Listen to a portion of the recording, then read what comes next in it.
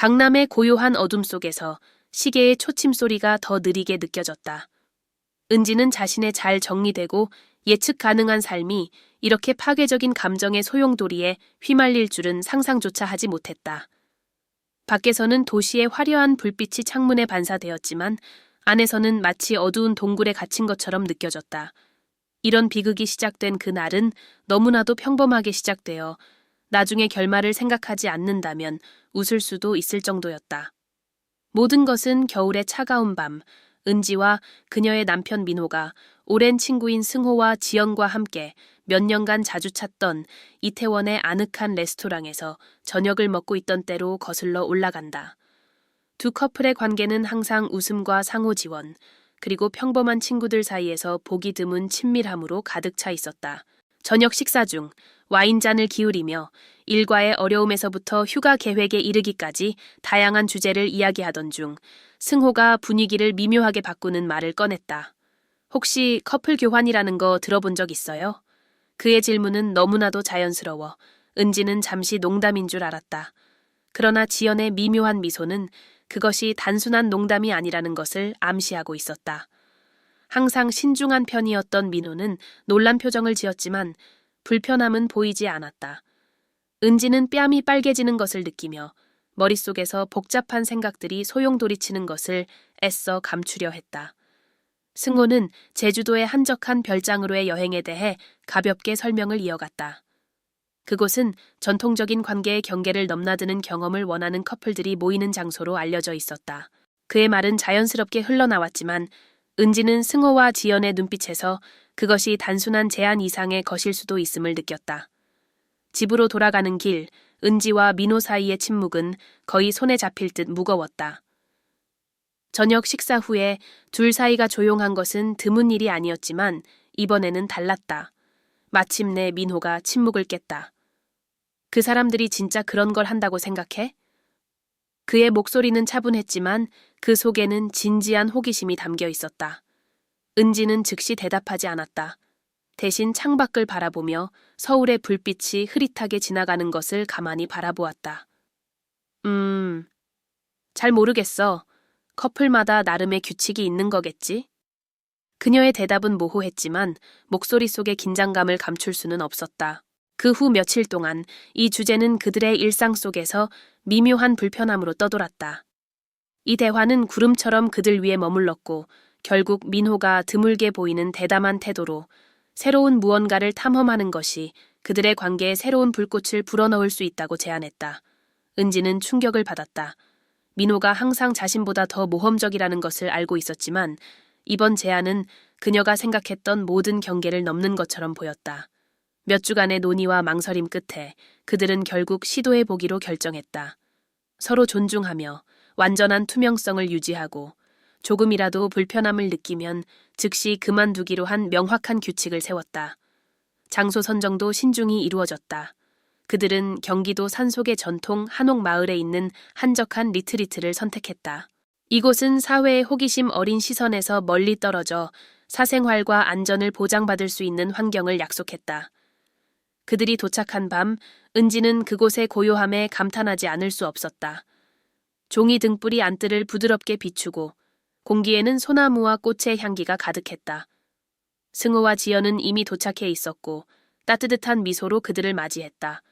분위기는 매력적이고 거의 편안하게 느껴졌지만 은지는 자신의 뱃속 깊이 자리 잡은 긴장감을 무시할 수 없었다. 저녁 식사는 넓은 방에서 제공되었고 미닫이 문이 열리면 달빛이 비추는 정원이 보였다. 와인은 아낌없이 제공되었고 대화는 점차 느긋하고 편안해졌다. 승호는 평소에 자신감 넘치는 태도로 대화를 이끌었지만 지연은 더 조용해 보였다. 그러나 그녀가 민호를 향해 보내는 눈길은 은지의 눈에 띄지 않을 수 없었다. 그 눈빛에는 은지를 불편하게 만드는 무언가가 있었지만 그녀는 그것을 단순한 의심으로 치부하려고 애썼다. 밤이 깊어지면서 게임의 규칙이 하나씩 실행되기 시작했다. 공기는 긴장감과 기대감이 뒤섞인 묘한 분위기로 가득했다. 처음에는 모든 것이 가볍고 거의 순수한 실험처럼 보였지만 경계는 점차 무너지기 시작했다. 은지는 자신이 즉각적인 질투를 느끼지 않는다는 사실에 놀랐고 오히려 과학적 호기심에 가까운 감정을 느꼈다. 하지만 그날 밤 민회에게는 뭔가 달라 보였다. 그는 평소보다 더 자유롭고 활기차 보였으며 특히 지연과 함께 있을 때 더 그랬다. 밤이 끝나고 두 커플은 각자의 방으로 돌아갔지만 은지는 잠을 잘 수 없었다.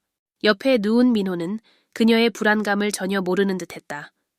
그녀는 자신이 느끼는 것이 후회인지 두려움인지 아니면 그보다 더 깊은 무언가인지 알 수 없었다. 모든 것이 한순간에 변한 것 같았지만 그녀는 정확히 어떻게 변했는지 파악할 수 없었다. 그 후 며칠 동안 은지는 일상으로 돌아가려 노력했지만 민호의 사소한 행동 변화들을 무시할 수 없었다. 그는 산만하고 거의 멍한 상태였으며 평소보다 전화기를 더 자주 만졌다. 은지가 승호와 지연에 대해 언급할 때마다 그는 무심하게 대답했지만 그의 말투에는 은지를 의심하게 만드는 뭔가가 있었다.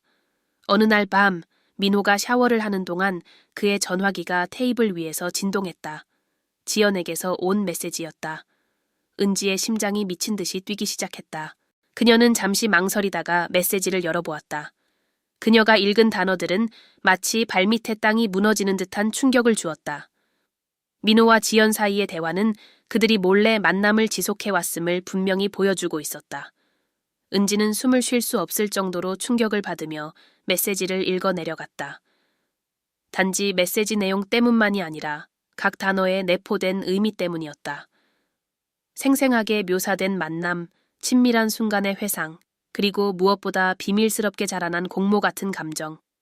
한 줄 한 줄이 칼날처럼 느껴졌고 그녀의 손가락은 떨리고 있었다. 그녀는 민호의 전화기를 테이블에 내려놓고 방금 발견한 것을 처리하려 애썼다. 민호가 샤워를 마치고 머리를 수건으로 닦으며 나왔을 때 은지는 침대에 앉아 차가운 표정으로 그를 바라보고 있었다. 민호는 테이블 위에 그녀의 전화기를 보고 방 한가운데에서 멈춰섰다. 이거 설명 좀 해줄래? 그녀의 목소리는 단호했지만 고통으로 가득 차 있었다. 그녀는 전화기를 들어 보이지 않았지만 민호는 즉시 무슨 일인지 알아차렸다. 그의 눈빛은 흔들렸고 잠시 동안 그는 딱 걸린 어린아이처럼 보였다. 하지만 부정하는 대신 그는 깊은 한숨을 쉬고 그녀 옆에 앉았다. 나 뭐라고 말해야 할지 모르겠어, 은지. 그의 고백은 죄책감과 안도의 복잡한 혼합이었다. 이어지는 침묵은 귀를 찢는 듯했고 은지는 자신이 더 화가 났는지 아니면 슬펐는지조차 분간할 수 없었다. 어떻게 나한테 이럴 수 있어? 우리한테? 그녀의 말은 떨리는 속삭임으로 나왔지만 그 충격은 치명적이었다. 민호는 변명하려 노력하며 처음에는 그저 그들이 함께 경험한 것의 연장이었지만 점점 자신조차 통제할 수 없는 무언가로 변했다고 주장했다. 그건 당신과 그녀만의 문제가 아니야. 은지가 갑자기 자리에서 일어서며 날카롭게 말했다. 당신은 우리가 가진 모든 것을 망쳤어. 우리 둘 다 동의했던 약속을 당신이 나 몰래 깨버렸잖아. 그 후 몇 주는 감정의 소용돌이였다. 은지는 의연하려 애썼지만 그녀의 내면은 폭풍이었다. 민호와 지연이 함께 있는 장면이 매일매일 그녀를 괴롭혔다. 집은 숨 막힐 정도로 답답하게 느껴졌고 주변의 모든 것이 무너진 관계를 상기시켰다. 하지만 은지 안에서 예상치 못한 감정이 서서히 자라나고 있었다. 고통과 배신은 그녀를 자신도 모르는 낯선 곳으로 밀어넣었다. 어느 밤 그녀가 거실에서 혼자 와인을 마시고 있을 때 그녀의 전화가 진동했다. 승호로부터 온 메시지였다. 그는 그녀가 잘 지내는지 묻고 있었고 그 물음에는 어딘가 숨겨진 의도가 담겨 있는 듯했다. 처음에 그녀는 답장을 망설였다. 이 순간에 승호에게 다가가는 것은 위험하다는 것을 알았지만 다른 사람의 품에서 위로를 찾는다는 생각은 매혹적이었다. 그것이 민호의 배신으로 생긴 공허함을 채울 수 있을지도 모른다는 생각이 들었다. 그들은 짧은 메시지로 시작했지만 대화는 빠르게 더 강렬해졌다. 그날 밤 서울의 차가운 바람이 창문을 때리던 가운데 은지는 승호의 커피 한잔 하자는 초대를 받아들이기로 결심했다. 그들의 만남은 도심의 작은 조용한 카페에서 이루어졌다. 대화는 자연스럽게 흘렀고 은지는 몇 주 만에 가장 생기 넘치는 기분을 느꼈다. 승호에게는 뭔가 다른 매력이 있었다. 아마도 그가 그녀를 바라보는 방식 때문일지도 모른다. 마치 그녀가 방 안에서 유일한 사람인 것처럼, 아니면 그녀가 다시금 원하는 존재가 되었다는 느낌 때문일지도 모른다. 커피를 마신 후 그는 그녀를 자신의 집으로 초대했다. 은지는 잠시 망설였지만 고통과 도피하고 싶은 욕망이 그녀를 이끌었다. 승호의 아파트에 도착하자 분위기가 달라졌다. 공기에는 긴장감이 감돌았다. 그는 천천히 다가와 그녀의 눈을 바라보며 마치 묻는 듯한 눈빛으로 다가왔다. 승호의 입술이 그녀의 입술에 닿는 순간 마치 세상이 멈춘 듯했다. 그 키스는 강렬했고 억눌린 감정과 욕망으로 가득 차 있었다. 은지는 그 순간 자신도 모르게 몸이 그에게 굴복하는 것을 느꼈다.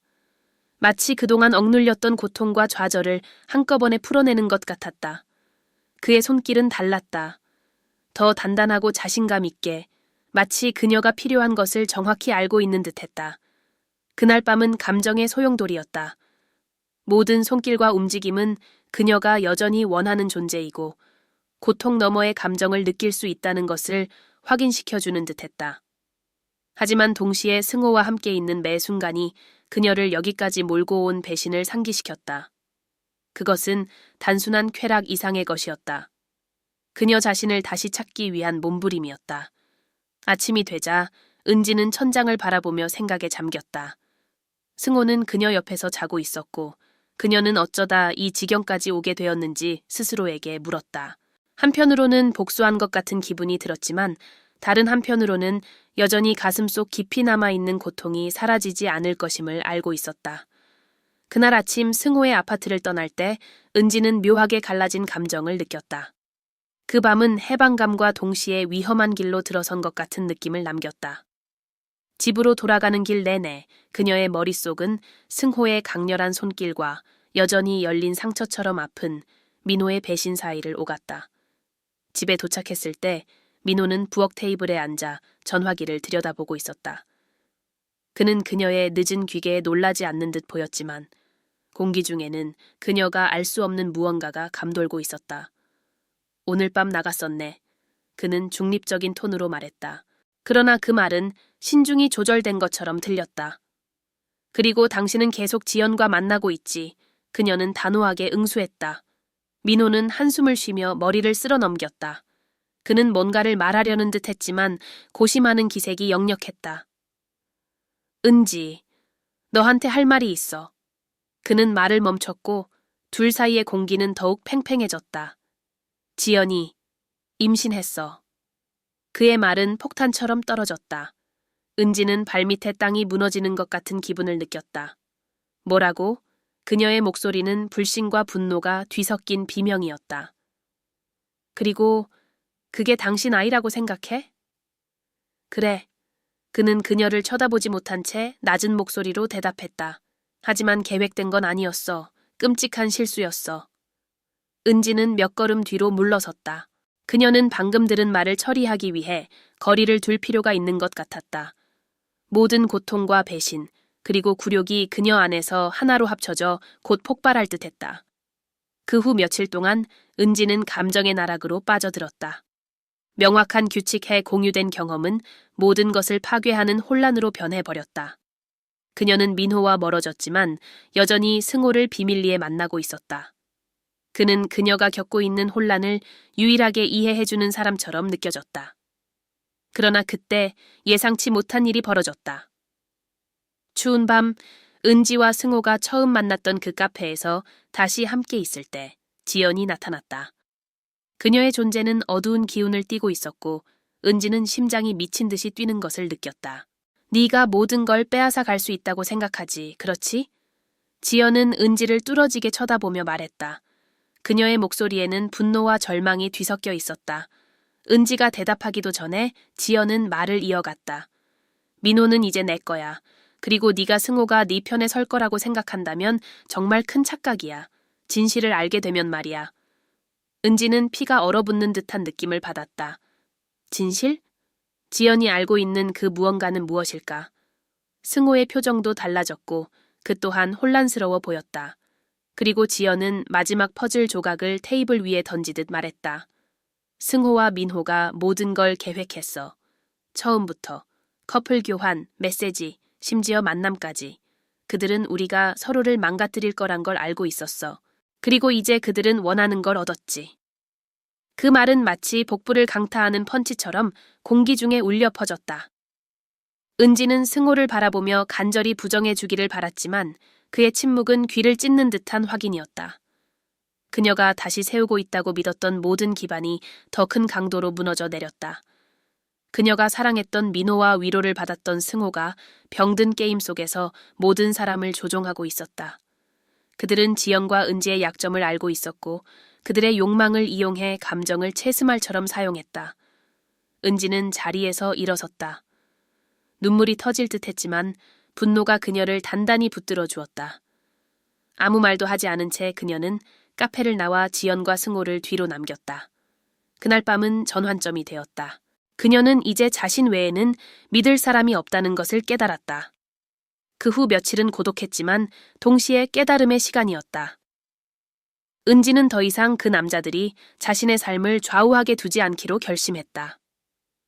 그녀는 도움을 구하고 치료를 시작하며 스스로의 힘으로 삶을 다시 세우는 데 집중했다. 복수나 그 모든 상황의 이유를 이해하려는 노력에는 더 이상 의미가 없었다. 그녀는 진정한 힘이 조종과 고통의 굴레에서 벗어나는 것에 있다는 것을 깨달았다.